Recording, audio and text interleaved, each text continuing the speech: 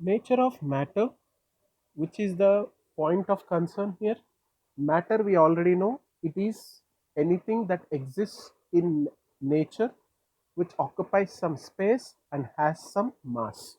So anything which is existing in nature having some mass and volume, we can say some space, mass, this is matter. Okay.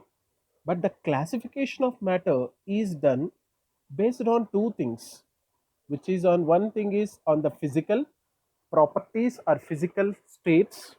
So that is physical classification. Second one is on the composition. So basically the chemical classification is purely done on the composition of the chemical substance. So if I say an example, if I'm talking about water, okay, let us talk about water. If I say water is existing in the form of ice, liquid, steam, I'm talking about the physical states.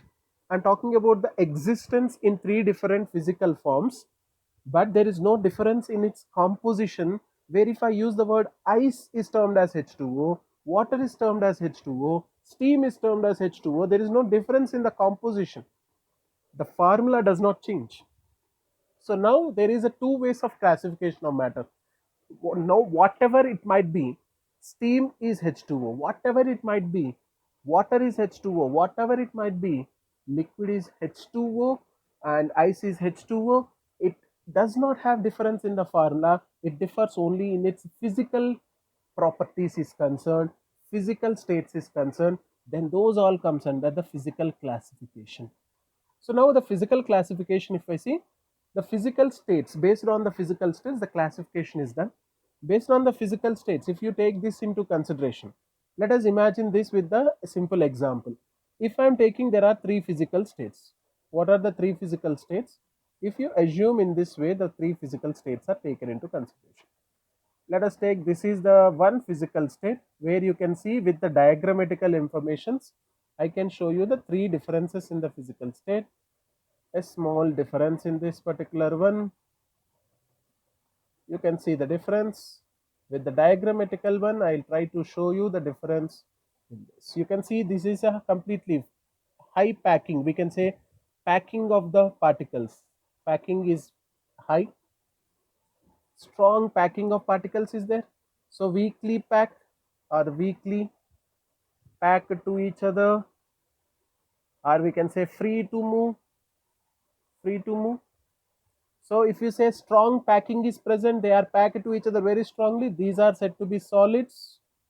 And as we move towards this weakly packed or less packing between the molecules, we can say this is liquids. And where the particles are free to move here and there, this is taken as the gas. So we have three physical states which we are taking into consideration. Originally there are five physical states, but still we talk about the three physical states because these three physical states are existing at normal conditions of temperature and pressure. So we only talk about this. And what is important in this, if you see, they are interconvertible. This is very important for us. They are interconvertible. And what way they are more important to us? If you see, solids on increasing the temperature, they convert into liquids. On increasing the temperature, they convert into gases. Now if you see, molecules are moving away from each other. If particles are moving away from each other, there is a decrease in the force between the molecules. You can say the attractive forces are decreasing. So the force between the molecules is decreasing.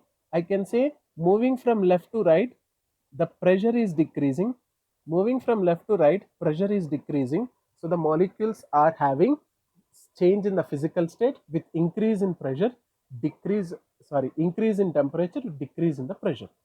But if I go in the reverse direction, if I want the gas to convert into liquid, if I want a gas to convert into liquid, a liquid to convert into solid, I need to increase the pressure. I need to increase the pressure. You can see the packing has to come, molecules has to be packed strongly. That means what do you need to do? Apply force to make the molecules to move closer. That means the gas to liquid pressure should increase and temperature should decrease. Pressure should increase, temperature should decrease, and this results in the opposite direction. So we can interconvert.